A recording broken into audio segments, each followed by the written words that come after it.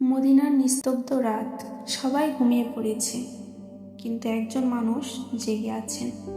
তিনি হলেন মুসলিম উম্মার খলিফা হযরত ওমর রাদিয়াল্লাহু তাআলা আনহু। তিনি প্রাসাদে নয়, নীরবে বের হলেন রাস্তায়। শুধু একটি চিন্তা, আমার প্রজারা কেমন আছে।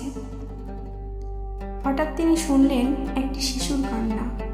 একটি তাঁবুর পাশে দাঁড়িয়ে তিনি দেখলেন এক মা হাঁড়িতে পানি বসিয়ে শিশুদের শান্ত করার চেষ্টা করছেন। ওমর রাদিয়াল্লাহু তাআলা আনহু জিজ্ঞেস করলেন, বোন, কি হয়েছে তোমার?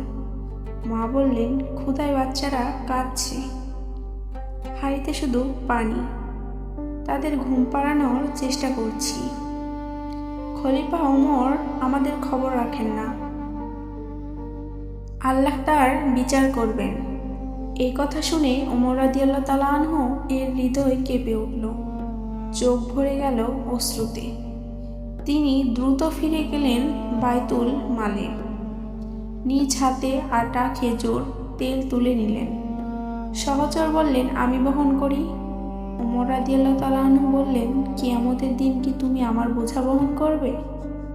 তিনি নিজ হাতে আগুন জ্বালালেন, নিজ হাতে রান্না করলেন, যতক্ষণ না বাচ্চারা পেট ভরে হাসি মুখে ঘুমিয়ে পড়ল।